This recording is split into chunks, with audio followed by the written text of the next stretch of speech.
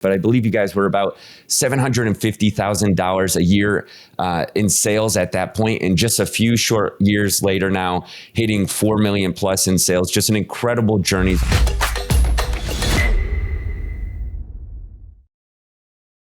All right, welcome back to the podcast where we talk about all things selling on Amazon and helping sellers hear the real stories of sellers who have been there before and done it, getting to goals such as hitting the $1 million status. We are part of the Amazon Seller Tribe where we have over $120 million sellers, and I'm excited to bring on Paul and Jill Miller, who are one of those power couples that are hitting the $1 million mark and beyond. Paul and Jill, excited to have you on the show. Welcome, guys. Hey, thanks. Yeah, thanks for having us.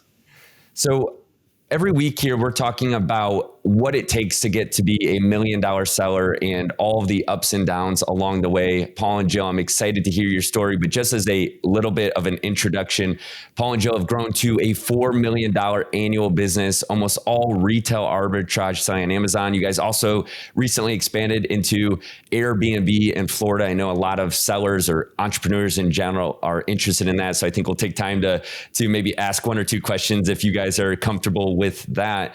But I also wanted to go back. I remember sitting with you guys, Paul and Jill, actually in Branson, Missouri, just back in 2019. Seems like a lifetime ago because of COVID, but at the same time, it was just a few years ago. And at that time, I believe you guys were, and you can correct me on the numbers here in just a few minutes, but I believe you guys were about $750,000 a year in sales at that point, and just a few short years later now, hitting 4 million plus in sales. Just an incredible journey. So, Andy, I'm going to let you unpack some of that growth.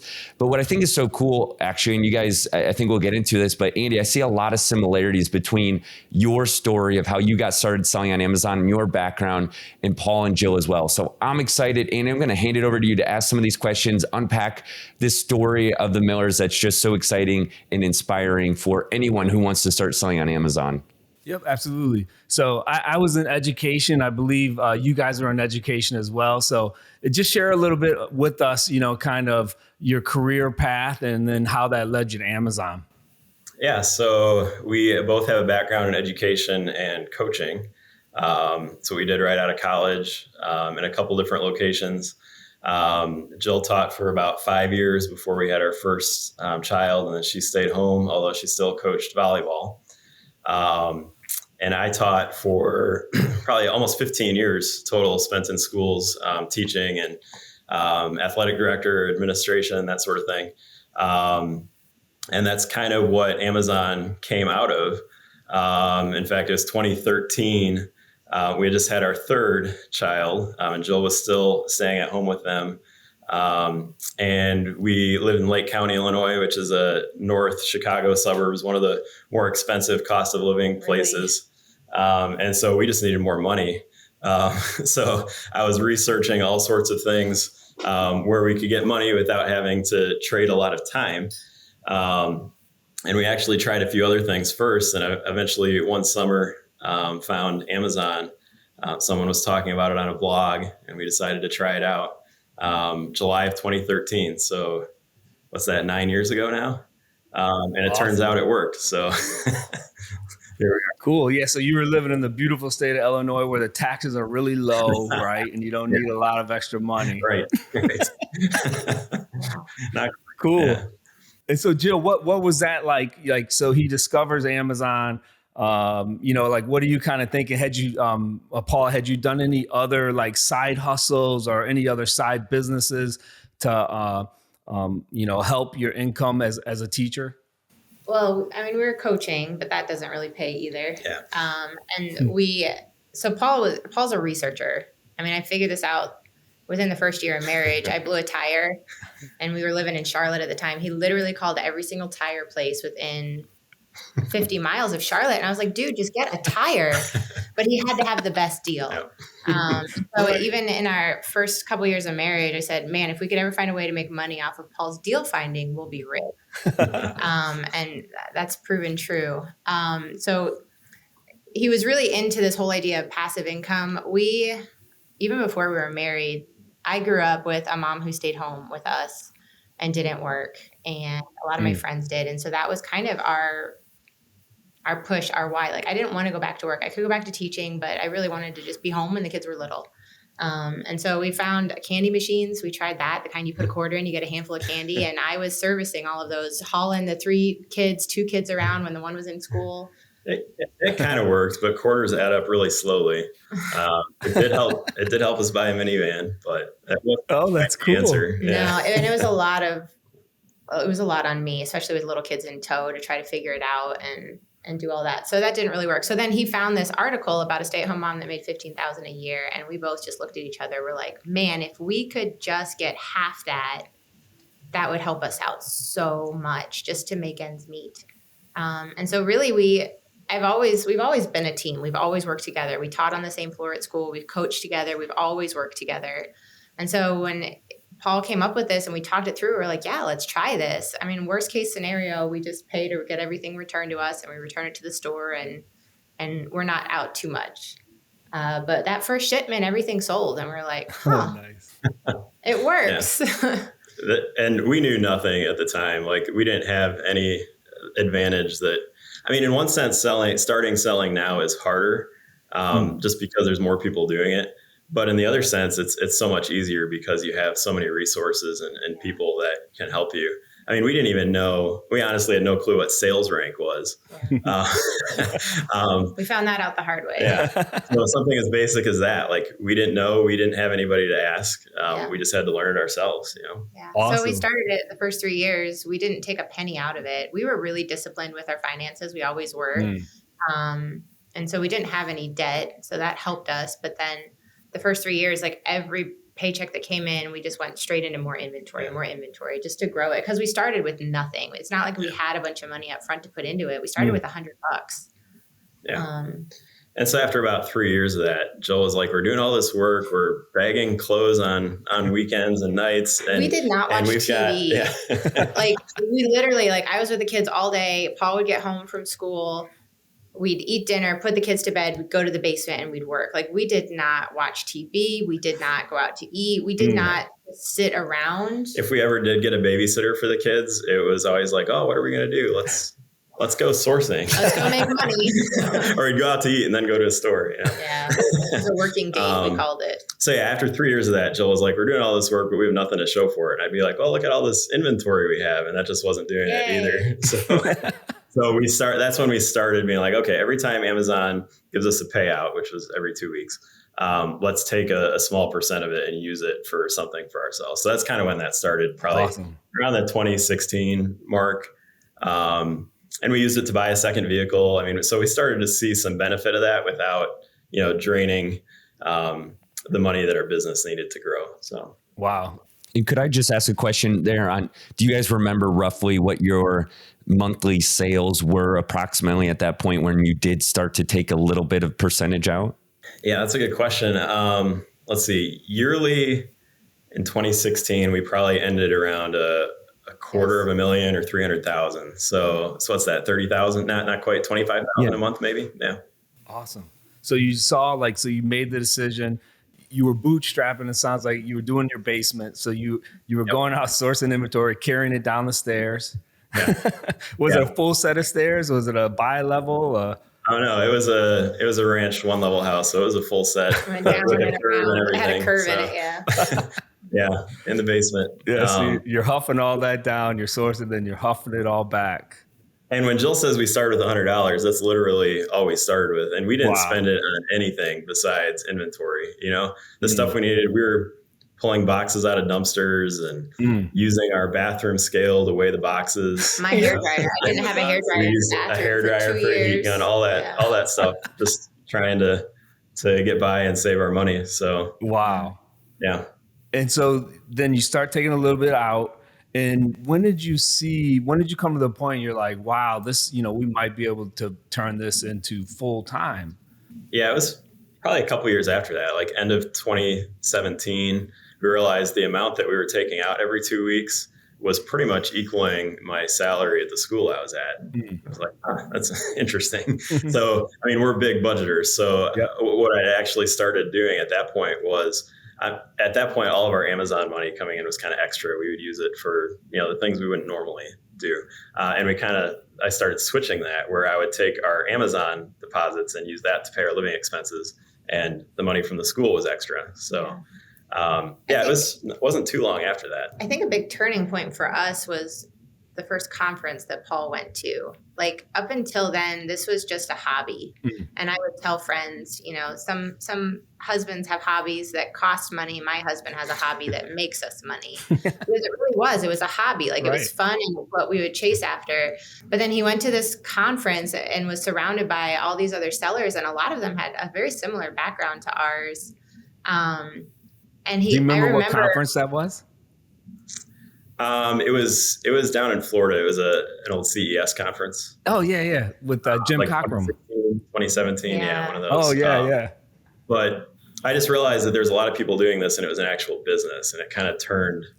It changed our thinking from this is a legitimate business. This can be, if we treat it like a legitimate business, this isn't just a hobby anymore, and it shouldn't be a hobby anymore. It doesn't need to be a hobby. This can actually be a legitimate source of income for our family. And so that mindset shift really, I think, is what propelled us forward. And just being around other sellers that were doing it and making a living off of it and having that example really helped. And then probably the second big, so that was like the first thing that kind of started shifting us. And then I went to, is that the Branson conference that he's talking about where I went with you? Yeah, 2019. So Paul had been to the CES conference and then another one or two conferences after that. Like and he's Chicago like, area. Yeah. And I just, when I would talk to people about it, I was like, yeah, this is Paul's thing. I'm just the slave labor. I was raising 3 little kids. I didn't have the bandwidth to be thinking business and to be doing things. And so I knew all the things, and I'd be like, here, bag these clothes, here, put these shoes in this box, here, do this. And she would just do it. And I didn't want to handle any of the computer stuff. I didn't want to think about anything. If it was mindless work, I was willing to do it. Yeah. But then I went to the conference and we sat in that room and we looked at all the other sellers, all the other couples. And that's when I realized that I had the power to really get behind Paul. Like I was fully supportive, like, yay, great. Thanks for everything you're doing. But I needed to become an equal with him in the business instead of just like, what do you want me to do? Because he was burdened. He was weighed down with his full-time job that was more than a full-time job. And then doing this on the side, like he was really in a place where he was burned out and I needed to come up as an equal and join him. And not that I'm anything amazing, but that having an equal partner in the business is honestly the thing that's made the biggest difference in our business. So not having everything on his shoulders and sharing that load. Jill, I think it might have been that conference where Andy's wife, Deanna, gave a talk about plus ones and just how important spouses are or partners, whatever, in a business. It sounded like the whole conference helped, but did that help like kind of resonate on just the importance of your role?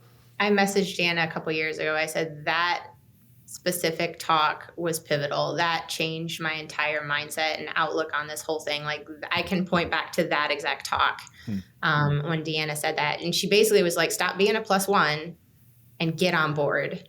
And that's exactly what we did. I took her advice and was like, okay, I'm jumping in with both feet now. I'm not just putting my toes in the water. And the kids were old enough at that point where our youngest in 2019 was going into kindergarten. And so I had my mornings free. It was half day school. So I had my mornings free where I could be doing more. And I just started to learn more and take on more responsibility. Like, okay, I'll take this off your plate. And it wasn't an overnight shift. It was okay, I'll take this and I'll master it. And then, okay, what else can I take off your plate, Paul? I'll do this. Or what is it that I don't like to do? Here, you do this. Yeah, and the important piece there too that we're saying is that this was our full-time thing by that point. Even though our income had surpassed my school income in 2017, I wasn't really ready to leave it. I enjoyed what I did, even though it was difficult and time-consuming. And I don't know that I would have. It would have been a hard thing for me to leave. But the school kind of was undergoing some changes in the summer of 2018, kind of unexpectedly. Like my position was consolidated with a few others. And suddenly Amazon was our full-time thing. So, wow. So that had happened just previously to that. Yeah. So it wasn't necessarily your choice saying, okay, hey, look, I'm ready to leave. It was different things going on in the organization Yeah. were kind of pushing you in. We had talked about it, but I think mentally I was just having a hard time getting past it. Like it would have been hard for me to say, you know what, I'm leaving the school. We're not doing this anymore. Yeah.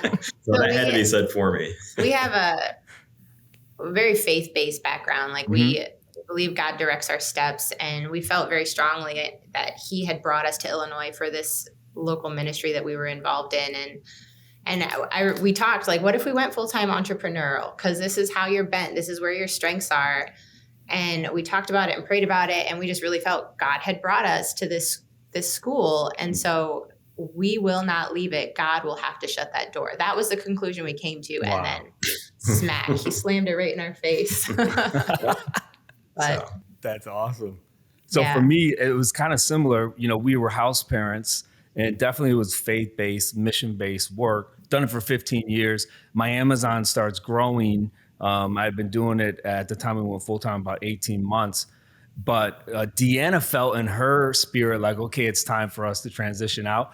I was kind of probably more like you, Paul. Like I just wasn't ready to take that step yet, you know? And right around that time, Deanna got offered this golden position in administration. Really, they tailored the position just for her. And so she was like, all right, you know, we're doing this. And I was actually kind of saying, no, let's continue, you know, let's stay here a little longer. But thankfully she made the right choice, because then that pushed us in, and, you know, then our Amazon was just kind of, it exploded after that. So okay, so then you go in full time, both of you now kind of, you know, your fires are lit, and explain then how do you scale up from there? Yeah, so I think, Nathan, you're about right. We were hovering, you know, that 2018, 2019 timeframe, we were hovering around 500,000 to, I think we had hit probably 750 by the summer of 2019. But we were essentially doing it all ourselves. You know, we were sourcing product, prepping it, shipping it. I think our only employee at that time was maybe like the neighbor boy that we paid to bag clothes occasionally, that sort of thing. Yeah. Just a little bit. You're still doing it in your basement? No. Okay. Well, at that time we are.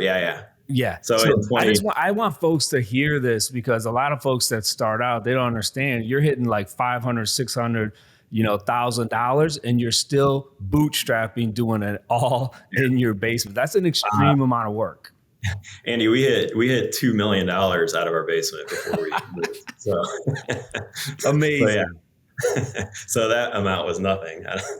And we were still getting boxes from the local shoe store's dumpster. Yeah. I mean, we weren't streamlining our box sizes or anything. We were just using whatever boxes we could get for free. And I'm not saying everyone should do that. But for us, for me, that's the right way. Like you're going to add, it's all about your margin, right? Your profit margin. Right. And if you have the time and you're willing to put in that kind of hustle, it's just going to snowball and continue to grow.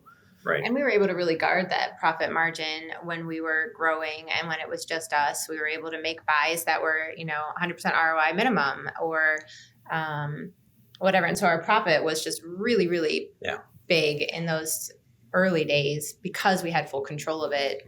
We've since grown to the place where we have other people doing most of the work.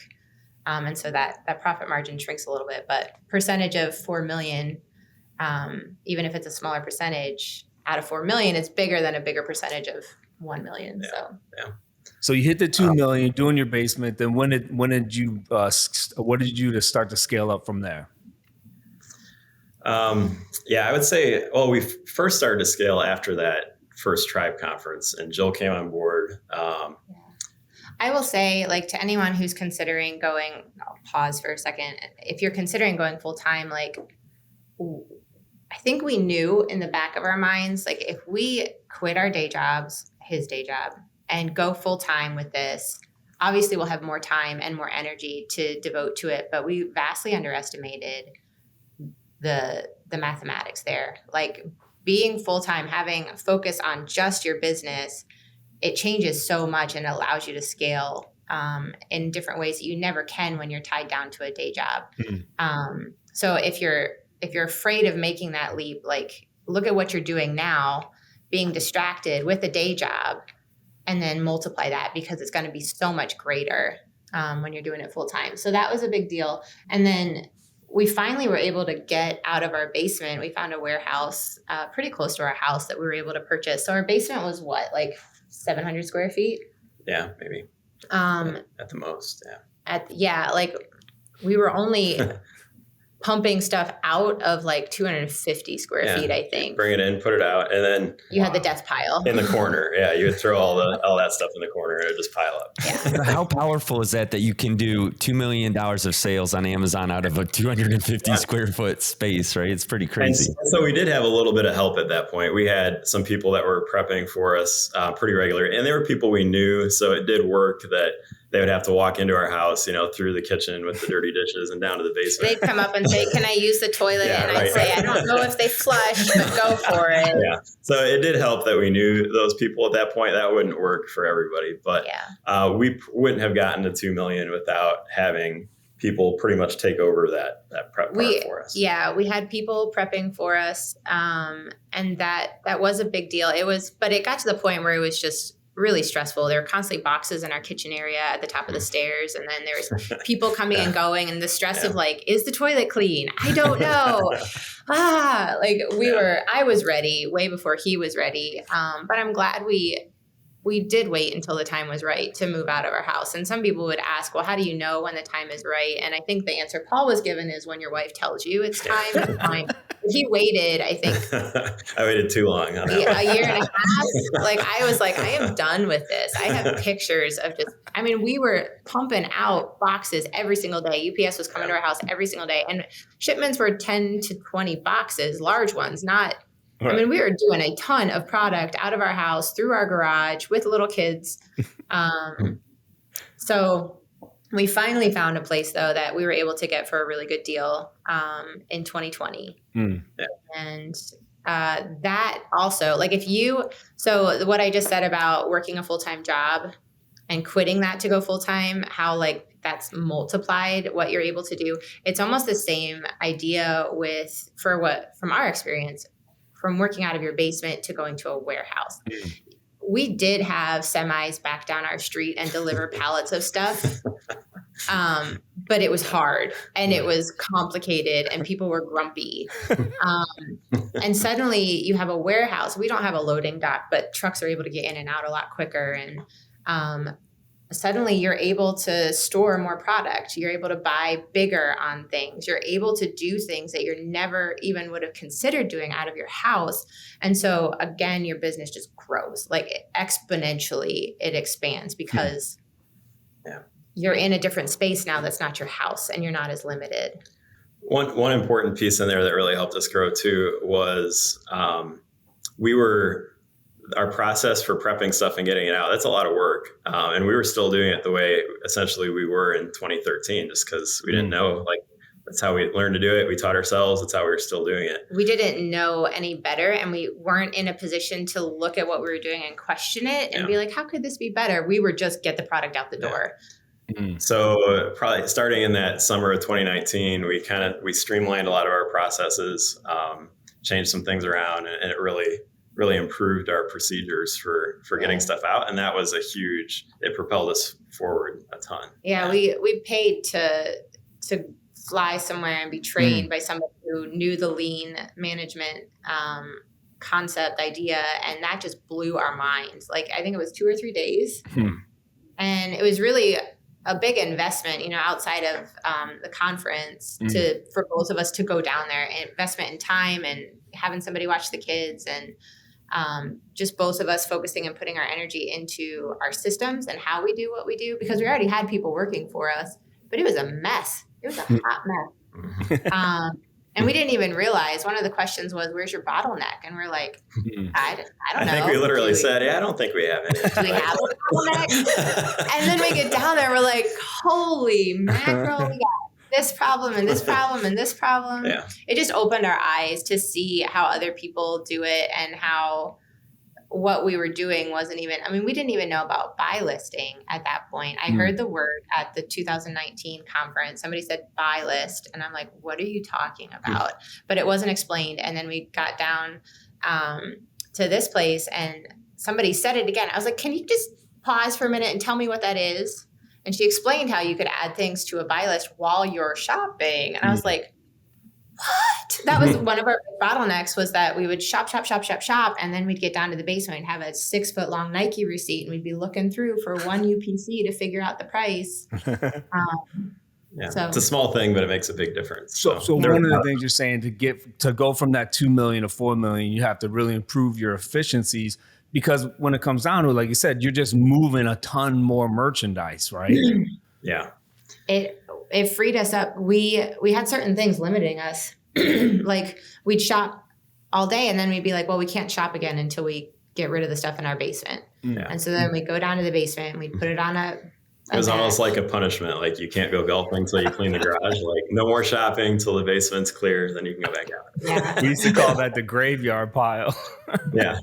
Yeah. So just, But yeah, you can get away with some things if you're only shipping out, 100 things a week. But when you're trying to do 1,000 or 1,000 a day, like those little time things really add up. Even if it's just 5 cents an item, like that multiplies out to a lot of money and a lot of time. So yeah, at this point in our business, that's the biggest thing that helped us, was focusing on our systems and what do we do with the product? How many times are we touching the product? What's the flow of how things come down into our basement and then back out again? And we, drew the spaghetti map and did all of that stuff. And we literally we had 2 high school girls working for us. We're like, forget everything we ever told you because it's all trash, and we're gonna change everything up on you. One of the girls kept working for us for like 3 or 4 more years after that, and cool. I asked her if she remembered what it was like before, and she's like, no, I don't remember. I was like, it was a disaster. And I explained it to her and she's like, oh yeah, I do remember that. It's probably one of those coping mechanisms where you just block stuff. I can remember that. We were digging for product. Where is this one thing that needs to go in this box? Yeah. Cool. So yeah, just fine tuning your systems and figuring out where's your bottleneck, what's slowing you down, why are you touching the product more than once if you are, all of that. So, and it's a improvement thing, where you're constantly having to work on that. It's not a one and done. Yeah. And I know Gary often talks about, Gary Ray, he says he almost doesn't even set sales goals for himself anymore as much as like system goals. He wants to see how much he can improve his processes. It sounds like you guys are kind of at that point, maybe, or you have been a little bit, where that's a bigger focus for you than even some of the sales numbers, although everybody likes sales numbers too, right? So those are important, but it sounds like that's a similar process that's helping you grow quickly. Yeah. If you focus on those things, the sales number is a byproduct of it. It's a natural byproduct. So, and if you're focusing just on your sales number, you can miss all the things that are actually going to get you there. So. Yeah, it's almost a formula. I think Perry Coughlin always used to say this, and he was the big lean guy that we went and visited. But it's just a formula. Like, if you buy this many things and if you ship this many things out, your sales are automatically going to hit those numbers. So you can break it down like that pretty well.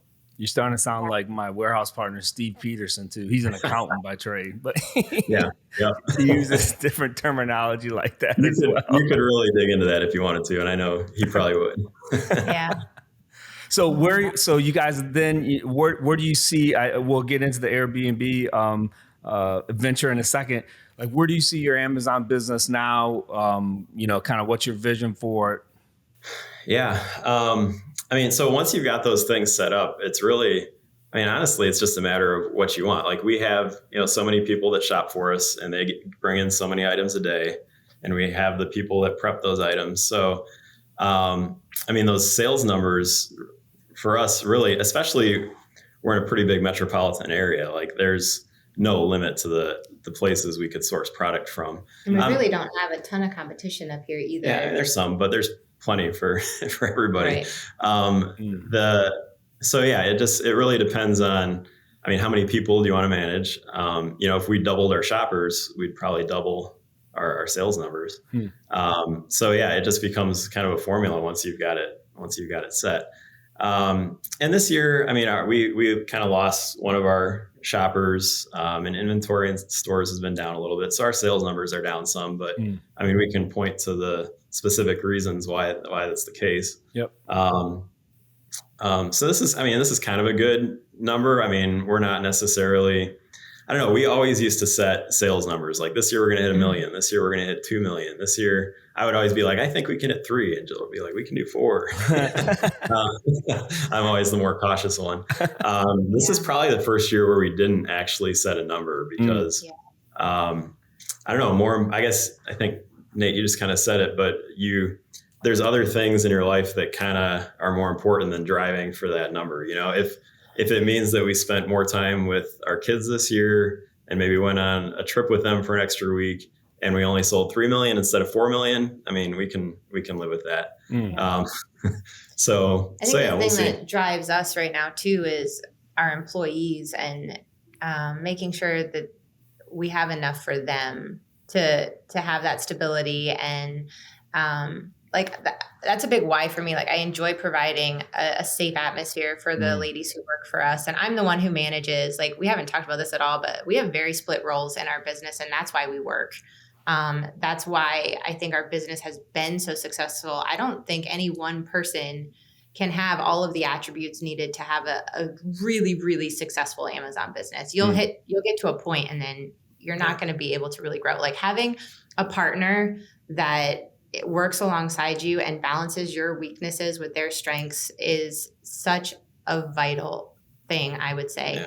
And for us, that was managing people. Like, I mean, I did it in my previous job, but I didn't love doing it. In fact, I would not do it if I didn't have to. And so with Amazon, I was more than happy just doing everything ourselves. But in order to grow, we needed other people. And I was the one who brought in other people to do the nickel and dollar work. And I was a coach. So I knew how to train people and how to follow up on people and teach them. And so that's a part of what really brings reward to me in what I do. I mean, I was a school teacher. I wouldn't have ever imagined I'd be running a business and managing people, but I really do love it. And I enjoy just providing that atmosphere for our team and that security and safety of, you know, oh, I have a brother-in-law who's sick in the hospital and I might need to be out for a week or a month. Okay, we'll figure it out. Like family first always. So that's really a big driver too, is like, okay, so I love providing good employment for people. And so let's make sure we keep this going. You guys have said so many good things already, but it definitely, just to like go back, you point out some big catalysts, like in 2019 when you went to that conference, and it sounds like that's when Jill kind of became all in, and just based on what you just said about those roles, I mean, that clearly helped you guys kind of rocket ship, just because you then had 2 of you, right? It's almost like you doubled, and then there was an exponential effect to it once you start hiring other people. So that seemed big. And then you mentioned something earlier, Paul, where it's almost harder now, but then it's also maybe in some ways easier. Gary again talks about in Tribe a lot, proof of concept. I think it was one of our recent conferences where he really, just said, like, kind of back to the systems comment, like if you do this and other people are doing it, it's working. So I just wanted to get your take on like what it's been like. I wanted to ask, one thing was like, why did you guys even join the Seller Tribe in the first place? You've been part of the Amazon Seller Tribe a couple of years now. And what has it been like to go from all alone as a hobby? You kind of touched on this already, but all alone to now seeing other people hitting $1 million, like a lot of people, right? Like over 100 different sellers hitting $1 million mark. What has that kind of been like? Why did you join, and what's it like being part of a group where other people are at the same place and maybe ahead of where you're at on your journey too? Yeah, that's a good question. We joined Tribe way back in like 2017, I think, right after it started. Hadn't even heard of it. And I was an avid listener to Steven Peterson's podcast. And he would always mention it as a group. And I was like, oh, Steve said it's a good group, I'll give it a try. So I signed up, and at that time it was you joined for the OA buying list. And I got in there, and it was a small group, and the more I hung out the more I was like, these are good people. Like, I like these people. They're really helpful. And that kind of grew, and it grew from there, and we stuck it out. And yeah, we see all the time people in there that are just starting, and how much more of a benefit they have to have resources and people talking about, you name it. It's just like, I mean, we have friends of ours that have gone from selling almost nothing to $1 million in such a short time because they have all those resources. And like you said, the proof of concept, that was the big thing for us back in 2019. one of our other catalysts for growth is that you saw other people doing it. Like after I went full time, I would go to a particular store every Friday, and there was always another Amazon seller there. In fact, we kind of had a friendly but quiet competition. Like all of a sudden we were both there like 5 minutes before the doors opened, and it was 10 minutes before like we could get there first. But we would always talk and see how stuff was going. But I was a very cautious buyer at that point. And he wasn't. Like he would go deep on stuff. And all of a sudden I'd be like, if that guy can buy 5 or 10 of these, like I should probably buy more than the 1 or 2 that I have in my bag. And so like we grew a lot because of that. Like I saw this guy was doing so much more and he was having success with it. So why couldn't I? And then he wouldn't have any either. So, so yeah, it was that proof of concept of seeing this seller is doing it, so I can too.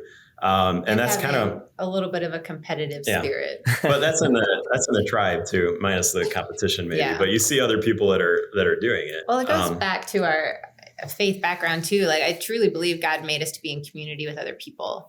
And when you're isolated and you're off by yourself in any area of your life, so let's say you're trying to diet and you're just doing it by yourself, you're not going to be as successful as if you join a group and you do it with other people and you're being held accountable by other people. It's the same with Amazon. We have friends who are doing Amazon and they're doing it completely isolated by themselves other than us. And they're just not, they don't have their finger on the pulse. They don't understand like all of the little tips and tricks of like, oh, you can get this free from UPS and you can do this and you can do that. And not having community, you're not going to grow. Right? It's going to, and if you do grow, it's going to be slow and methodical and painful, and you're going to be more likely to quit. So for us being a part of a group and being in that community and being able to say, hey, I've got this issue, what should I do? And seeing other people be like, well, I did this when it happened and try this. And it's how we were made. It's how we were created to be in community with other people. No matter what area of your life you're working on, like find a tribe, find community. Because it makes all the difference in the world to have that bolster of, well, if they did it, I can do it. And oh, this worked for them. And oh, I really like that. I'm going to take this little part of what they do. The other part doesn't apply. It's not going to work for us, but I'm going to take this. And the result of that for us, I mean, now, probably one of the biggest advantages to Tribe for us is that we've made lifelong friends in there who we love and talk to all the time. And also they happen to sell on Amazon, so, right. So that's been a really neat benefit too. Yeah. Just having those people that, cause I mean, everyone knows what Amazon is, right? But hardly anyone understands how it works. And so having people in your life that know and understand what you do and you can talk shop with is just, it's really rewarding and encouraging. And it just kind of keeps you going. It helps you to the next thing and the next thing. So yeah. Awesome. Tribe has been really helpful for that. We often, Andy and I talk a lot about how one of the best things about arbitrage or selling on Amazon is just like the cash flow building part of it. And we talked about this a lot, but a lot of times you can, like you already said, systematize it and plan out like 2 weeks from now, I know what my payout's going to be basically, right? Or I spent this much on my shopping. You guys have this formula and it goes up and down, but it's cyclical. Q4 is bigger than Q1 typically, right? But you can really start to build this cash flow. And then you guys are conservative in your business principles. So you're keeping it tight. And now it sounds like you guys are like saying, okay, we're going to take some of these profits and do some other things, which Andy and I, talk about that as part of like our freedom plan. We build out cash flowing businesses and then try to build equity. For us, it's been building brands on Amazon. You guys are branching out a little bit beyond Amazon. You don't have to go deep into it, but it sounds like Airbnb and just real estate is one next step. So maybe just talk about, I guess, I'm assuming your Airbnb stuff is just purely from profits that you've generated from your Amazon business, or, just stuff that you've saved? Is that kind of how you've gotten to this point where you're looking to invest in that way? Yeah, we've always been interested in real estate.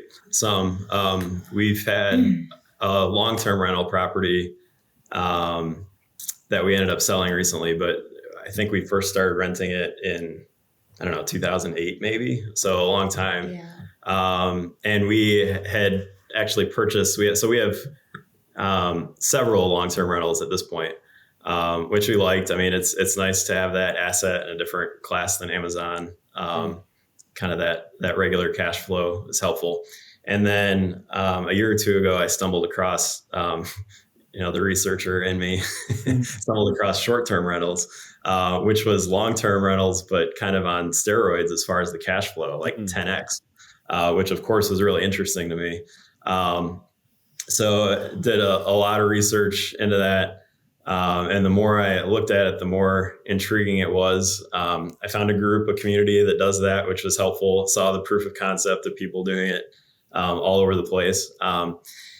And then, so several years ago, I stumbled across the Profit First book, and then there's a Profit First for e-commerce. And it just made a lot of sense to me. And we don't do it to a T, but we kind of spun off that sort of thing because we were pulling money out of the business for ourselves to live on. But then on top of that, the concept is you should be pulling some out that's just profit. Like the benefit of owning a business is that there's profit from it. So we started doing that several years ago. For a while there, it was gangbusters. We were like, where do we stuff the money?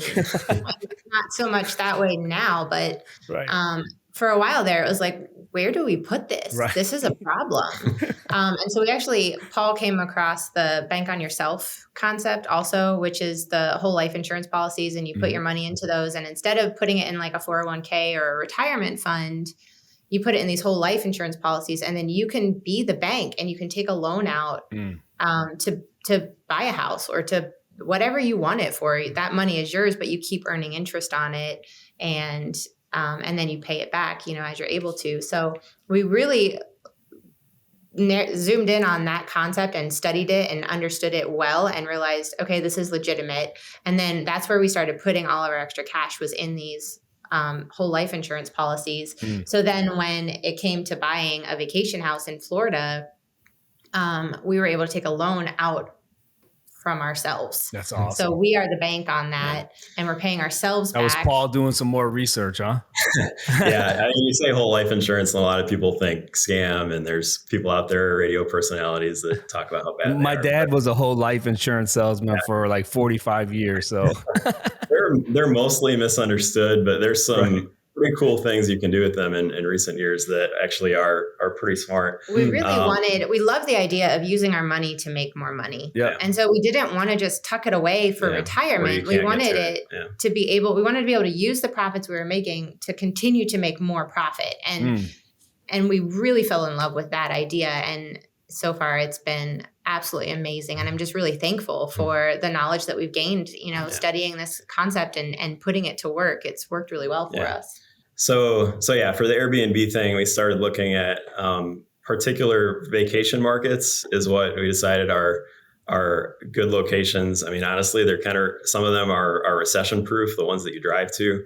One of the biggest, most familiar ones is probably like the Smoky Mountain, Pigeon Forge, Gatlinburg area. So that's kind of where we started. I have some family down there, but that was right about the time the real estate market was just exploding and stuff in that area. Like a cabin would go on the market and they'd get like literally 50 offers within 24 hours. And it was just like, I'm kind of a competitive person, but not when it comes to real estate and not like that. So not when it comes to money, like I'll compete in other things, but so we kind of branched out and looked in a few other areas, and we were looking in multiple areas at once and landed on the Forgotten Coast on the Florida Panhandle, which is it's not as well known. It's like east of the popular Destin or Panama City area. So it's not as commercialized or built up. That's where Nate used to vacation every year, right, Nate? I still go there every year, the Forgotten Coast. Yeah, Mexico Beach and some other places. That's more east, but some places to west. Yeah, in the Smoky Mountains, I was just there in April. So I'm your guys' target customer, your avatar. So we finally found a place and got an accepted offer. It was one that we had actually lost out on in a bid earlier. And then it went back on the market because the people's financing fell through. So we ended up getting it. And it's a big, long story, but it went live just in May. Nice. And it's been booked all summer. So we've had 2 weekend nights since we went live, just 2 nights. So and it's a fun thing to invest in because unlike, we have 2 rental properties in Milwaukee. Like you're not like, let's go visit that little 2-bedroom house in Milwaukee. Nobody wants to do that. but this is fun because it's also a vacation spot, but it's one that makes you money. So that's cool. Yeah. That's exciting. It's kind of my dream too. Like we were looking in Orlando, and sorry if this offends anyone, but I hate Orlando. That is not where I go for fun. That sounds awful. But the Forgotten Coast is like, that's my dream. Like, it's more nature than people and all the wildlife you can imagine. So once we found that, I was like, this is our place. This is where we want a house. I'm not visiting anywhere in Orlando. So if you buy a house there, you're on your own.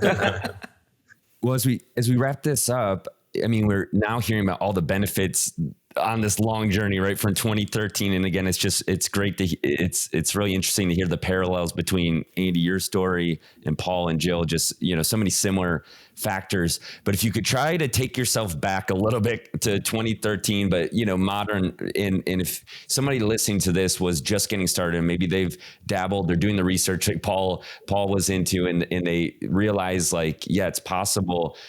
Do you have any advice that you could give to someone that's trying to get to that first 10,000 or maybe 20,000 when you guys first started taking some profits? Like, what would be maybe some of the key things that you would do going back to say, yeah, this is how you get going, or maybe this is one thing I wish I would have known to get to, pick a number, 10,000, 20,000 a month, just to feel like something is real with this and going. Anything you could share with us back to those early days?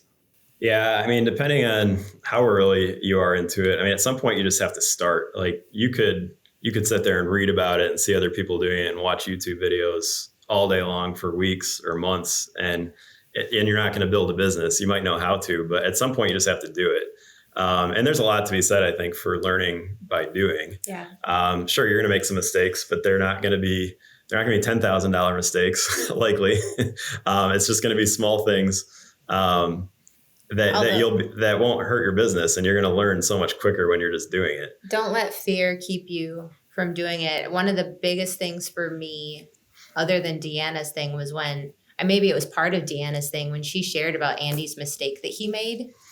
And literally, I sat there in that auditorium and I listened to her explain the story, and I was like, she still loves him. They're still married.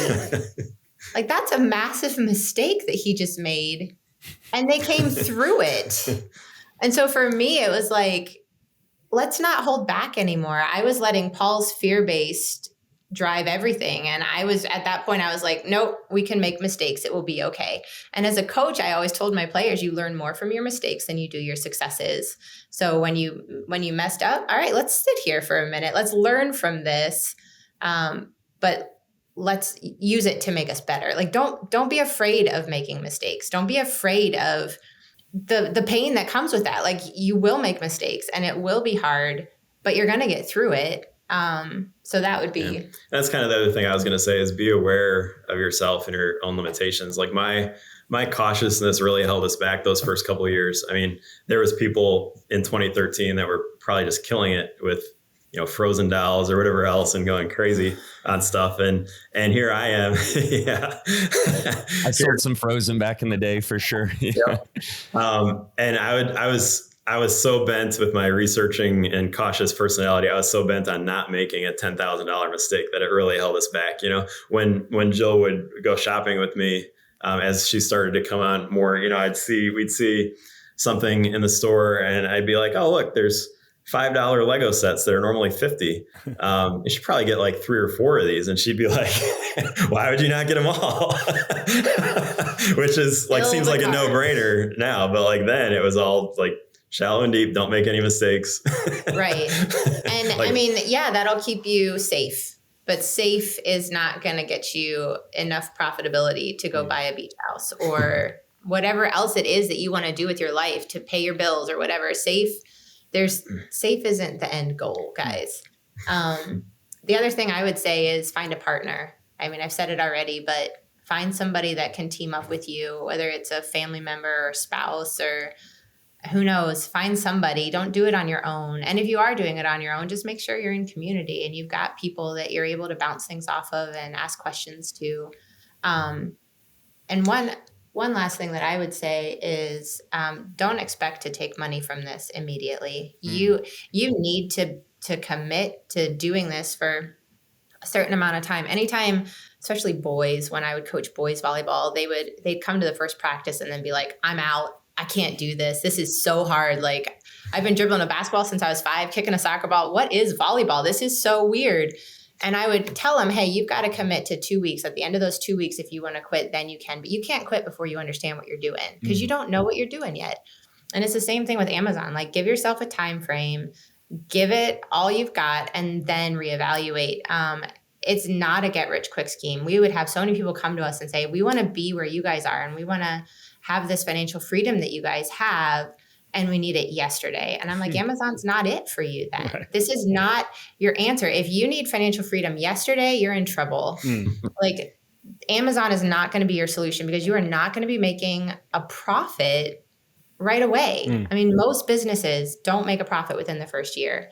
So commit to that. Keep your day job for a little bit until you've set up the systems and you've gotten yourself to a place where you're averaging a good amount every month. And then you can look at, I don't know if that goes against everything Profit First says, but no, that's fine. That's golden right there. Running an Amazon business is not the thing. Go drive for Amazon. Be a deliverer. Yeah. And if you're already past that growth mode, I think it's important to know what it is that you're good at. Like, there's 1,000 ways to make money on Amazon, right? Maybe more than that. And you can't do them all. Like we know several people that sell $1 million a year just selling groceries, or, people that do clothing or other, even just different categories, things you can do. Find out what works for you, because it's going to be different depending on, who you are, where you live, what your sourcing methods are. But once you find the thing that works, instead of trying to have your foot in all these different areas, just double down on that one thing, and do more of it. Like, that was the big thing for us. When I was talking about buying more, like, we already knew what was selling and what was making money. Yeah. We just weren't doing enough of it. We just had a lot of distractions. We're like, well, we could try this, or we could do this. Especially when Paul lost his job, I felt like he wanted to just spread everything out wide. Well, let's try real estate. And like, he got his real estate license. Let's build up our eBay store. Let's build up eBay. And I'm going to the Goodwill. Then we had and all these options, right? And it was, someone looked at him and was like, that's a distraction. And you're hurting yourself and you're hurting your business. Focus on what's working. That'll get you to the next level. Yeah. And then when you are growing to the place where you're like, where do we put this money? Get help. Ask somebody, find a good financial advisor, and figure out what works for you. We know someone that's putting it into a pension. We know someone that's, saving in different ways. Like, find something that works for us. It's been those whole life insurance policies, the bank on yourself idea. And that allows us to have access to our money as much as we want it. And we have the responsibility, the maturity to use it well. Right. We're not taking that money out to blow it on, big vacations or whatever. We're using that money to make us more money. So knowing your personality and what your strengths are, and that will help you know, like, where do I need to put this money so that I do have something for the future. I think a lot of times as Amazon sellers, we're so focused on growing our business, and we kind of get to the place where we're like, oh, now I have these profits. What do I do with them? And so if you're there, figure it out, figure out how to use that money wisely. I think that was a great place to end with those gold nuggets. So I think we heard, to get to the first 10,000 a month or whatever, you just got to get started. It sounds like is like the key thing. Join a group like the Amazon Seller Tribe. There's people who have done it, who can answer those beginning questions all the way to the $1 million sellers. And then from getting to $1 million and beyond, we heard so many good stuff. And I can clearly see after listening to you guys why you make such a good team. The research end on Paul, Jill, the willingness to coach people and take some risks. But then I love that you guys are taking risk in one way, but then you're also just saying like, hey, don't take the money out before you need it. And it's such a good blend of just solid, timeless business principles while betting on yourselves and making sure that you're seizing the opportunity while the opportunity is there. So Paul and Jill, thank you so much for coming on. If you're listening to this and you haven't gotten started, get started. Make sure you don't wait any longer. Just take action. Join the Amazon Seller Tribe. You can go to amazingfreedom.com and join the Amazon Seller Tribe. On a trial, you can see